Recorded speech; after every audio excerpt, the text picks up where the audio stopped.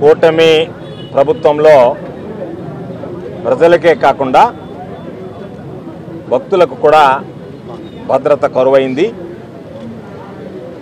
ఈ ప్రభుత్వం ఈ పరిపాలనలో భక్తులు అనేక సందర్భాలలో ప్రమాద బారిన పడి చనిపోతున్నా ఏమాత్రం పట్టించుకోకుండా ఈ ప్రభుత్వం కక్ష సాధింపులకు పాల్పడుతున్నటువంటి దానికి నిరసనగా ఎవరైతే నిన్న కాశీబుగ్గ సంఘటనలో 9 మంది అసూలు బాశారో వాళ్ళ ఆత్మకి శాంతి కలగాలని మౌనం పాటించి వాళ్ళకి జిల్లా వైఎస్ఆర్ కాంగ్రెస్ పార్టీ పక్షాన నెల్లూరు జిల్లా వైఎస్ఆర్ కాంగ్రెస్ పార్టీ పక్షాన ఈరోజు శ్రద్ధాంజలి ఘటించడం జరిగింది.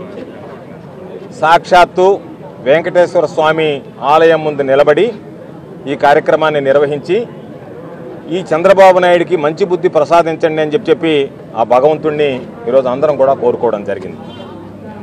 ఈరోజు ఒక్కసారి చూస్తే ఏ లగ్నాన చంద్రబాబు నాయుడు ఈ రాష్ట్రంలో పరిపాలన బాధ్యతలు స్వీకరించాడో, ఏ లగ్నాన ప్రమాణ స్వీకారం చేశాడో, ఏ రోజునైతే పాదం మోపాడో అశుభాలు అరిష్టాలు తప్ప ప్రజలు ఎక్కడా సంతోషంగా ఉండేటువంటి పరిస్థితి లేదు. ఏకాదశి పుణ్య దినం సందర్భంగా తిరుమలలో ప్రారంభమైంది. 6 మంది అసూలు బాశారు భక్తులు. రెండవ సంఘటన సింహాచలంలో 7 మంది మృతి చెందారు. నిన్న కాశీబుగ్గలో 9 మంది మృతి చెందారు.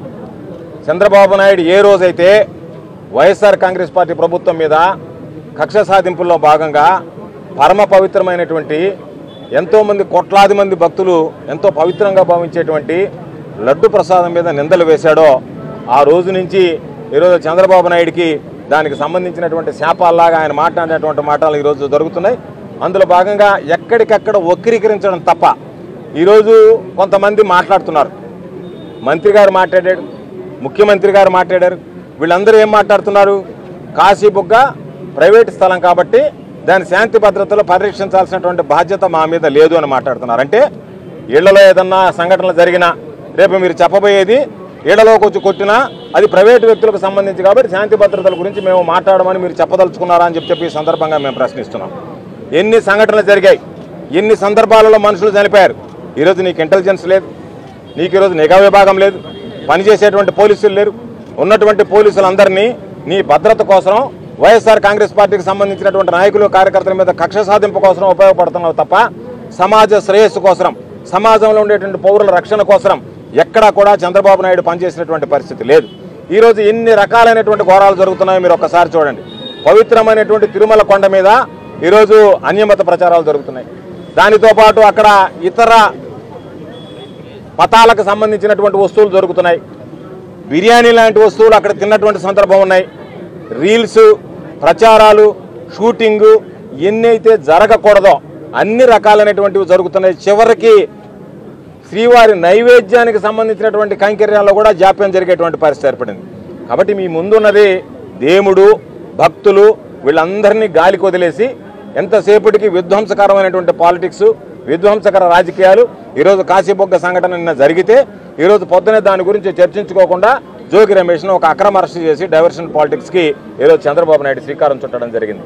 కాబట్టి వరుసగా జరుగుతున్నటువంటి సంఘటనల పట్ల ఈరోజు వైఎస్ఆర్ కాంగ్రెస్ పార్టీ రాష్ట్ర వ్యాప్తంగా రాబోయేటువంటి రోజుల్లో కూడా భక్తుల పక్షాన నిలబడి పోరాటం చేస్తుంది.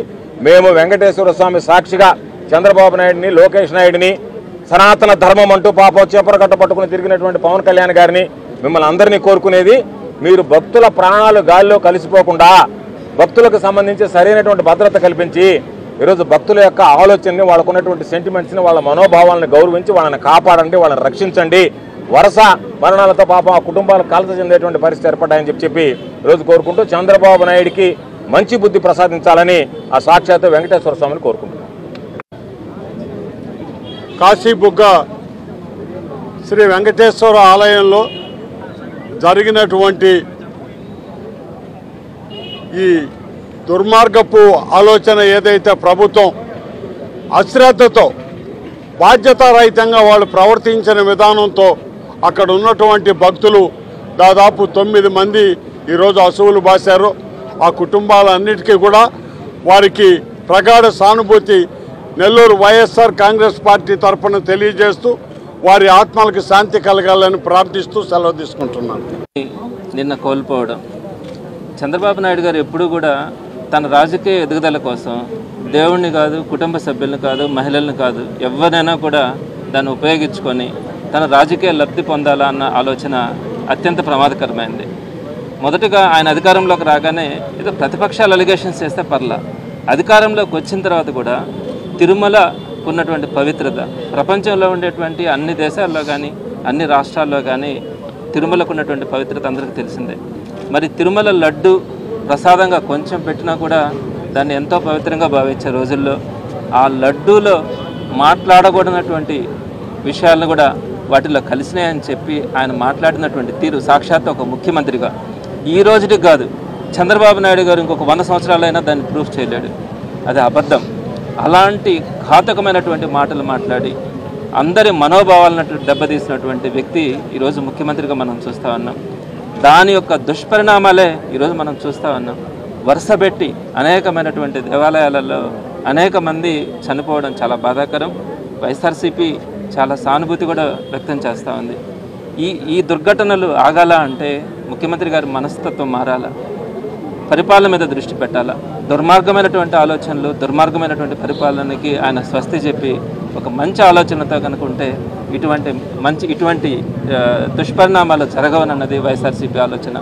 అందుకే ఆ మరణించిన వారి ఆత్మ శాంతి కలగాలని భగవంతుని సన్నిధిలో వారు కారణాలు ఏదైనా కూడా మరణించినప్పటికీ వారి యొక్క ఆత్మ శాంతి కలగాలని, వారికి కుటుంబ సభ్యులకి మనోధైర్యం కలగాలని ఈరోజు వైఎస్ఆర్సీపీ నెల్లూరు జిల్లా ఆధ్వర్యంలో నెల్లూరు నగరంలో వెంకటేశ్వర సన్నిధిలో ఈరోజు కొవ్వొత్తుల ర్యాలీ కానీ మౌన ప్రదర్శన కూడా చేయడం జరిగింది. తప్పకుండా రాబోయే రోజుల్లోనైనా కూడా చంద్రబాబు నాయుడు గారు నిన్న కూడా చూసినాం, ఈరోజు కూడా డైవర్షన్ పాలిటిక్స్లో భాగంగా వైఎస్ఆర్సీపీ లీడర్ని అక్రమంగా అరెస్ట్ చేయడం ఇన్ని అత్యంత దుర్మార్గమైనటువంటి విషయాలు కాబట్టి భగవంతుడు కూడా దీన్ని సహించే పరిస్థితి కనిపించట్లా. అంటే రాష్ట్రానికి మంచి జరగాలన్నది వైఎస్ఆర్సీపీ ఆలోచన. తప్పకుండా ఇటువంటి పరిపాలనని త్వరలోనే అంతమొందించి ఒక మంచి రోజులు ఈ రాష్ట్రానికి కలుగుతాయని ఆ భగవంతుని ప్రార్థిస్తా ఉన్నాం.